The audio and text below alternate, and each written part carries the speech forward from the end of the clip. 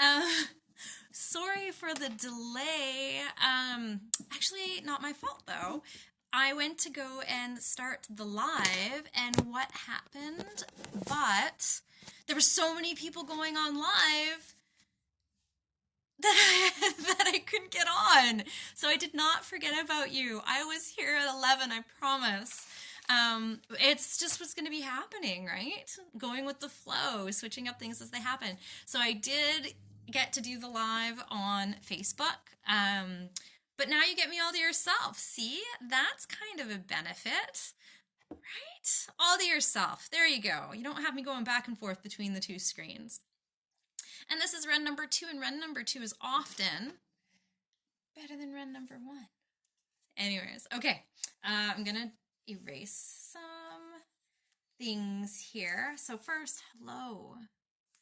Welcome to the space. Take a moment to arrive in this space and in this moment. We're going to be talking about morphic resonance, and we're going to be going through, so that we're going to do a meditation at the end. I'm going to guide you through a meditation. I just had a whole bunch of light language come through in the last one, so I'm pretty activated, so we'll see what happens with this one as well.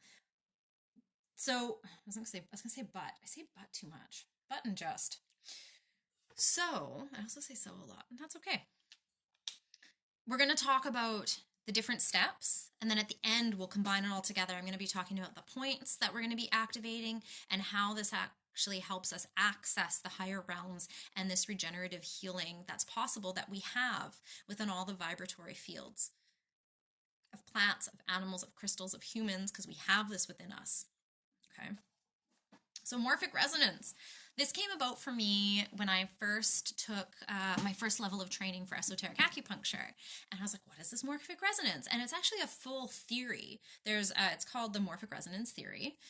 And Mikyu Sankey, it actually goes all the way back to Jwal Khul. So he's an ascended Tibetan master. And in the treatise on cosmic fire, it's this huge massive text, he actually talks about this.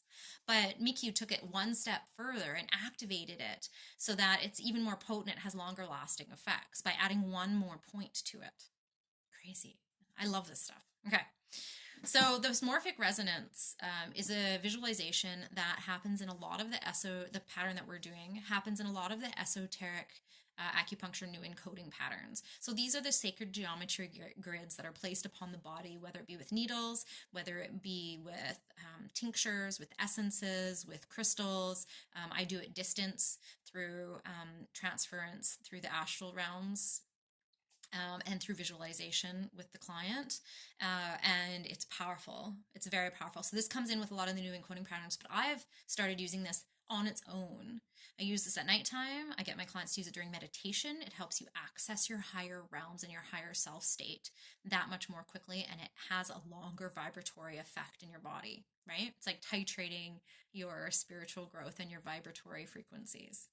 Awesome. Yes, please sign me up, right? So this is a grid that opens you up to hidden aspects of your higher spiritual consciousness planes. And by doing so, you're releasing esoteric info. This is also a reason why at the beginning of sessions, I utilize this so that we're both accessing the higher planes. It opens you up. It has me opened up, and we're able to connect on a completely different level and access information together, because we're co-creating anytime we're working together, right? Okay, so now there's going to be a lot of big words here for a sec. I'm not going to go into explaining them all at this point in time, because if not, this video is going to be like 3 hours long. But my plan is to come back and through the spiritually speaking videos to talk about some of these different terms, because there's so many terms in the spiritual realm that you're like, what? There's ones that I read and I'm like, you kind of have a knowing. You're like, oh, I kind of know what it is, but you're not 100% clear. And so it's good to dig into what these things actually are. And even doing these for you, I'm getting more information, which I absolutely love. So here we go. Lots of interesting spiritual words for a second. It encompasses, this grid encompasses the acumeridians of the etheric plane that communicate with the dense physical, the astral, and the lower mental planes. It also connects the Buddhic, the Atmic, the Monadic, and the Logoic planes of consciousness to axiotonal grids of our solar, galactic, and cosmic fields.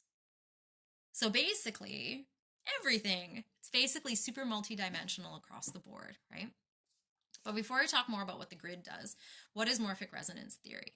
So morphic resonance theory is the idea of this mysterious telepathy-like interconnections, and it's between organisms of collective memories within species. So collective consciousness, but not just collective consciousness within the human race, but also within animals, plants, and crystals. So those are called self-organizing systems. And they contain this inherent memory through this vibratory patterning. It's very much like essences or homeopathics, right? More so like, I mean, homeopathics and essences are very close. But when we make essences, when I make crystal essences, we capture the vibration of the crystal. You can also capture the vibration of an experience. You can capture the vibration of an animal, of a plant, and you're capturing that in water. Capturing isn't the word I'm not quite liking. You're getting an imprint, an energetic imprint in the water. And then you're preserving that with either a vinegar or with brandy or something along those lines. And then whenever you take this medicine, you are getting the vibrational healing of that being.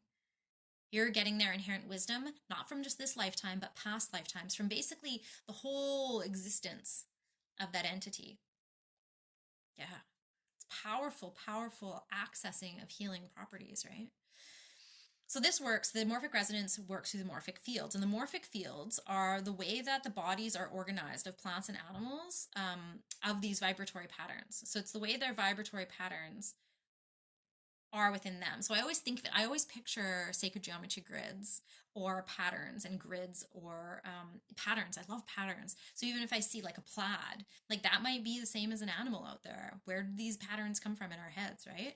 This also, the morphic fields also are what underlie the regenerative healing properties that allow us to heal after damage has been done. This also coordinates the vibratory activities of the nervous system and the mental mind, which are very connected because, come on, your brain sits on top of your spine. It's very much like the top of the scepter, of the energetic scepter. Your brain is your nervous system. Right? So that's also why when we get like this nervous activity, our brain can feel like it's all static and going a little crazy, right? Okay, the grid. So by activating this grid, we're actually accessing our antakarana. So our antakarana is our rainbow bridge. What is that? It's basically your galactic antennae. It's your etheric spiritual antennae that comes out from up here and accesses your higher self states and your chakras above. Now, we do have our crown chakra. You can activate your crown chakra, but there's also the Brahmananda Chakra within your skull. And you need a pathway. So you need, it's called the Visarga, to go from the Brahmananda.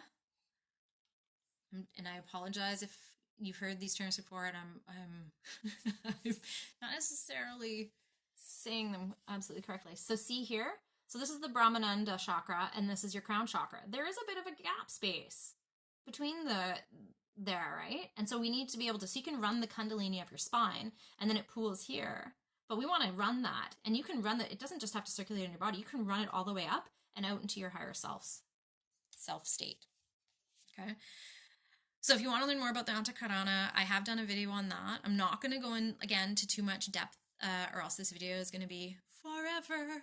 But you can pop over. I have on YouTube as well, Hillary Raven Porter. And I did a big long thing on the Antakarana and what it is and how to access it, including this way, okay? So we did talk about Jwal Khul. So in the Treatise on Cosmic Fire, he discussed the importance of connecting these 3 points that we're going to discuss, the 3 major head centers. But he missed out on a first step that we're going to go into. So not 3 points, there's 4 points. And by activating this 4th point, we're actually, and doing this visualization, we're creating a stronger and more lasting result. So like I said, it's like titrating. You're like doing it. And so you're going to receive this impact even when you're not sitting in meditation with it. And it's something that the more you do, you can activate more quickly. So you can actually be out and be like, I'm feeling just totally discordant. I need to connect in. I'm starting to get into fight, flight, or freeze mode. And then you do this quick visualization and that even activates. It doesn't have to be long and arduous, right? So let's see here. So the centers. So we have the Sahasrara, which is the crown chakra. We have the Ajna center, which is at Yin Tong. Oh, to access the crown chakra, we're going to be accessing Du 20, Tianmen, Yin Tong, the very back of the skull, the base of the skull. So if you run your finger up, there's like a little indent right there. You're going to activate that, Du 16, and then the Du 14, which is on C7. We're going to talk about how to locate these points, okay? So let's go through the steps. And then at the end, I'm going to run you through the meditation and the visualizations. So first is Du 14. Grab my handy dandy pen. So Du 14 is called Dajue. Du 14. So basically, if you run your hand down your spine until you get, it's going to be kind of between your shoulder blades and where your neck starts to curve. And it's often in most people, it's the bigger of your cervical spine. It's got the biggest bump. Because your spine is actually, it's funny, we're doing a triangular structure. So your spine, if you took a chunk of your spine and flipped it up, is the shape of kind of like a triangle, right? And so it's that little bump, the spinous process. And that's what you're feeling for. If you put your finger on it and you move your head back and forth, if it moves, go down one more. You want it to be at that point that does not move, okay? Then we're going to connect this to, let's keep it in the same color, green. We're going to connect this to Yin Tong. So Yin Tong is between your eyebrows. This is your third eye. See? Yin Tong. Okay? And like I said, this is done in a lot of the new encoding patterns, the posterior, the back new encoding patterns within esoteric acupuncture. So it really ramps them up and it really creates that vibratory field that lasts longer and has more potency. By activating, and this is that extra point, the Du 14 at the back is that extra point that Mikyu Sankey has incorporated. And this point, by activating this, you're actually accessing and activating the info stored in your third eye by connecting this point to this point. So you're helping open up that pineal gland. Right? Visualizations, like we have the power within us. Du 14 Dajue is also called, so translated to the big hammer. So the big hammer in Chinese medicine, traditional Chinese medicine, which these points come from, is because the theory is that because that's the biggest spinous process. It's like a big hammer of your cervical spine. Works for esoteric acupuncture as well because we talk about tapping or activating the point with a needle, like a little hammer. You can also do it with the finger. Like I said, you can do it with crystals and stuff like as well. But that symbolization of that hammer, you're subtly pounding to release that stored information that's at that site. And then by releasing that, it's going into the axiotonal grids. Remember we talked about that. It's like all over with the solar, the galactic, the cosmic, and then into the energy bodies, your energy bodies. So it goes across to all the energy bodies that encompass you on all the multi-dimensions. Okay, so that's step one. Yes. Step two is we're going to move up from, got my window there, to Du 16. We're going to visualize moving up from Du 14 up to Du 16. So Du 16 is Feng Fu, and it's right at so if you run your finger up your spine until you get into that little cleft at the base of your skull, yeah, that's Du 16. We're going to connect, oh my goodness, all these connections, so good. Then you're going to connect Du 16, you're going to visualize Du 16 connected to Yin Tong. Mm-hmm. Yeah. What is this doing? This is merging the inner divine light of the mother with the divine inner sound of the father. So this isn't about masculine and feminine. This is about your inner higher levels of yin and yang. Your inner higher levels of yin and yang. And the more you work through this and the more you calm your monkey mind and the more you enter the space of stillness, the more these two merge. And so no, it's no longer the mother consciousness and the father father consciousness, the higher levels within you. It's now the consciousness. And this was discussed a lot by Swami Satyaswaranda when he was talking about the Mahamani Babaji's Kriya Yoga system. That's where this came from. So the back, the father, is at the medulla oblongata. It's a challenging word. So by connecting into the medulla oblongata, also the cerebellum, which we're going to talk a little bit about, it connects with and can stimulate multiple levels of your Muladhara chakra. So this is your root chakra. So chakras don't just have one level. They have up to, or at least 7 levels of consciousness that are different qualities and densities of info, right? And so by accessing this point, you're accessing the higher qualities of the root chakra outside of the survival day-to-day mode that we can get in, the fight, flight, or freeze that can happen.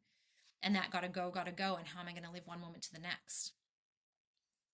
This also very much fits in with the intention of esoteric acupuncture, which is to move and balance the lower chakras so that you can move smoothly up into the higher states of these chakras and to the chakras from the head up, higher self states.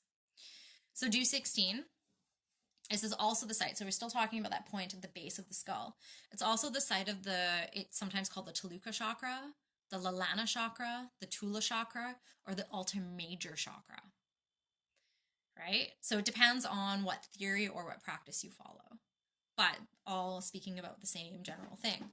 So I'm going to talk a little bit about the Altar Major chakra. It's quite a bit of information. So I'm going to give you the key points, and then have decided that this warrants a whole nother video to talk about it.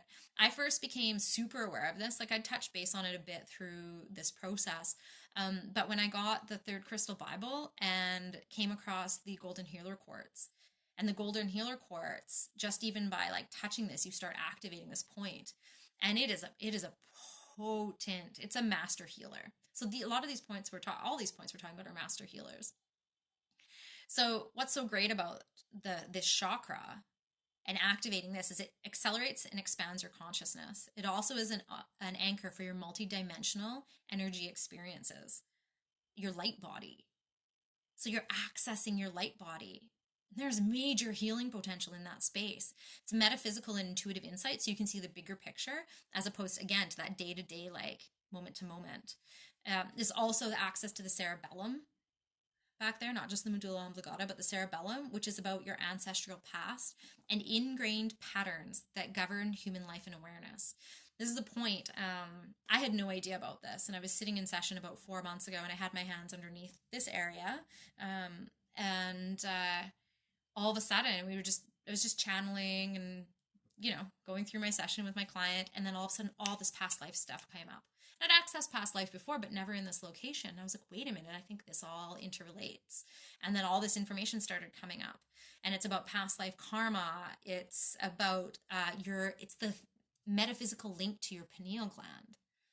Well, your pineal gland is crystallization, right? It's considered brain sand. And by clearing that crystallization and activating it, that's when you get this vibrational anchor, so you can see this metaphysical seeing, the knowing, I was going to say TSP, which means teaspoon, the ESP, the telepathy, right? All of these things. So by activating these through these visualizations, you're helping to activate your third eye and your pineal and increase your multi-sensory abilities.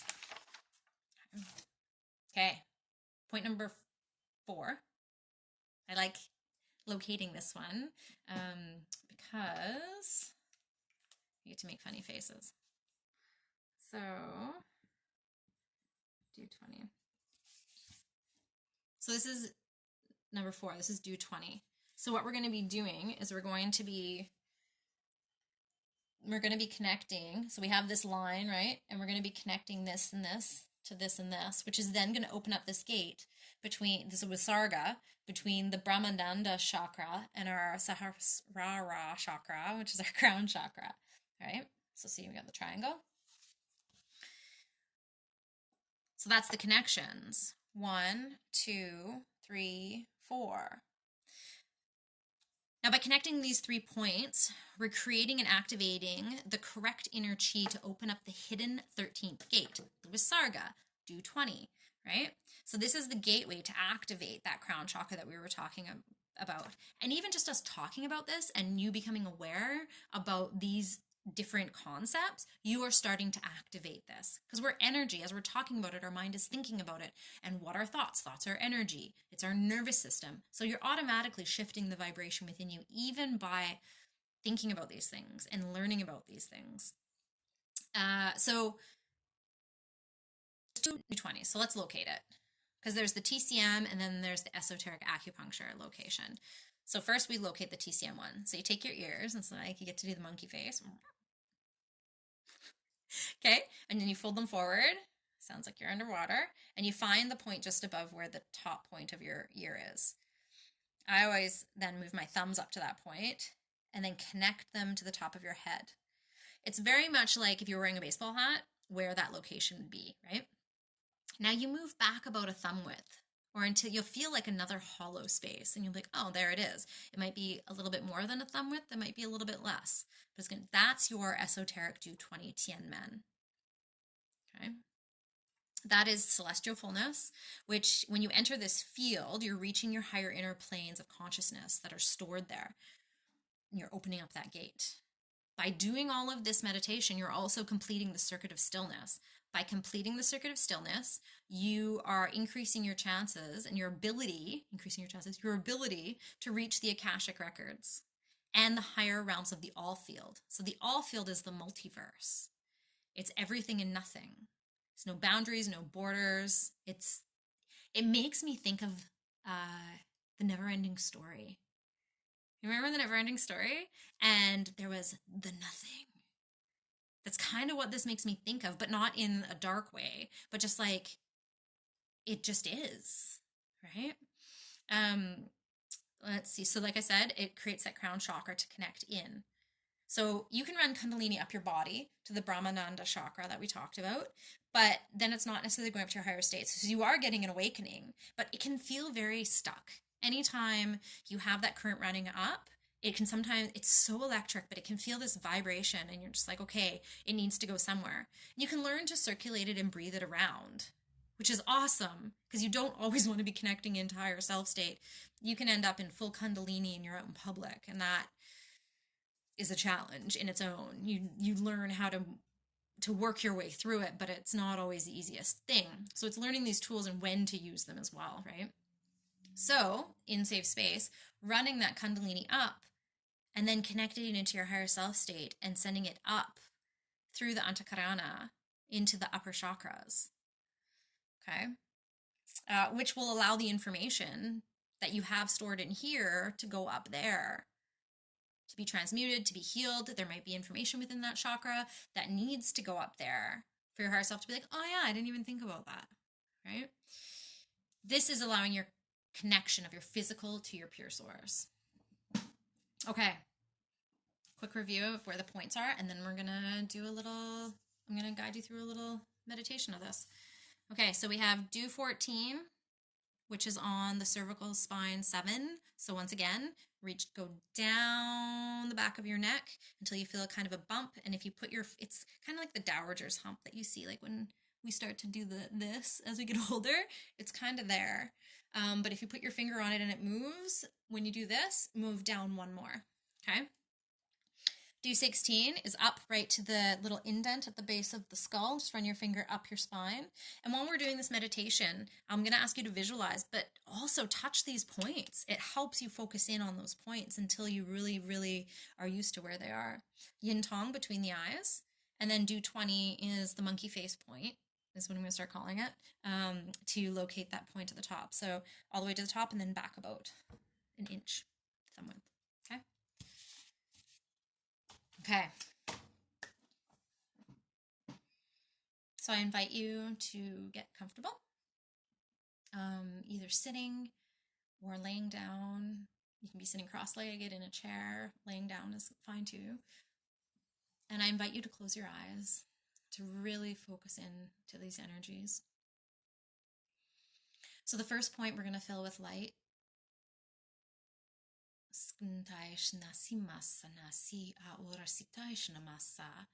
is the point on your C7, do 14. So we're going to find that little protuberance, top of our shoulders, base of our neck. You place your finger there. And we're going to fill this point with light, fuller and fuller, brighter and brighter. And this light can be any color you wish. It can be a color that just comes to you. Gold is protective. Nothing can enter gold. Silver and lavender are also very powerful colors for your higher self state. But fill this point brighter and brighter, fuller and fuller, deeper and deeper.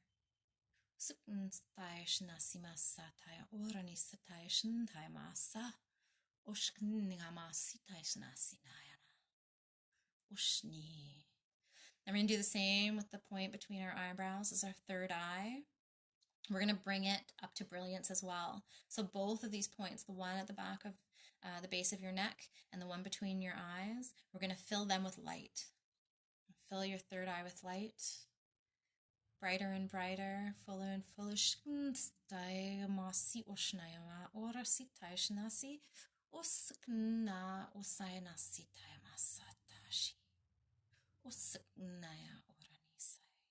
And we're going to take the point at the base of our neck, top of our shoulders, do 14, and we're going to run a golden thread.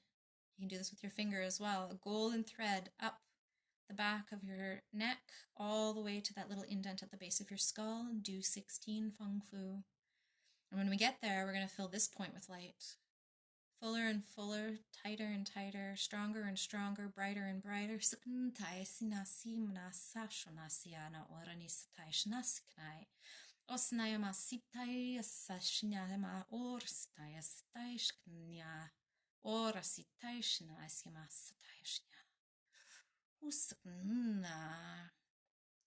And we're going to connect this point and picture a line through our heads to connect to the ajna center, to your third eye.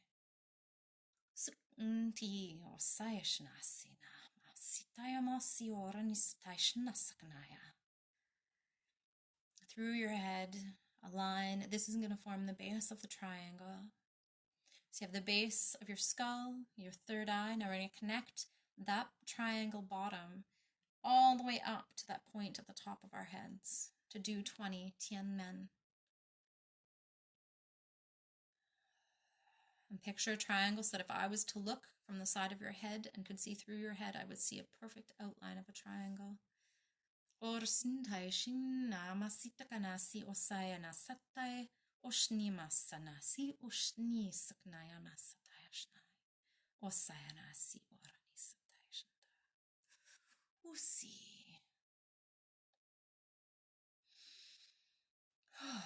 You can sit with this energy.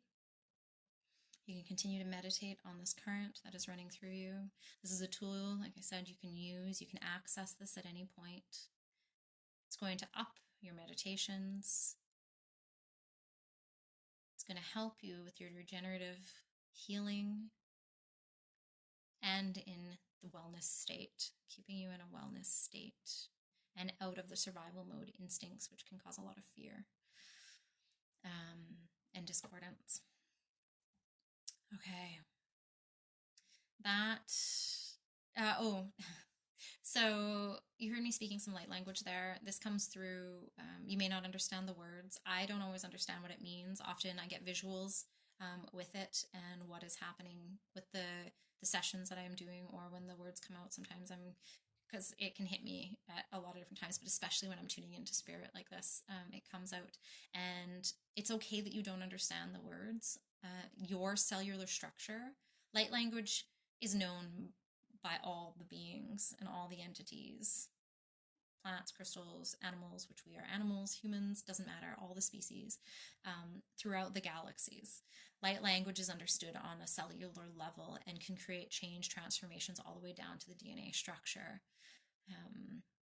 So it's, very blessed to be able to offer that as well. So thank you so much for joining me. If there's anything you need guidance on, or if you have any ideas for any of these videos that you'd like to see more of, I gladly accept your questions and clarity points, curiosities, comments.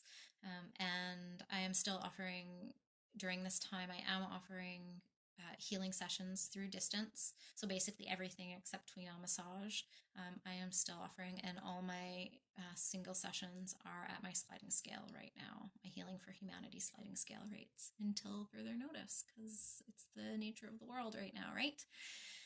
Okay, so much love and stardust to you. Thank you for joining me in this, and I hope this serves you well. Okay, bye for now.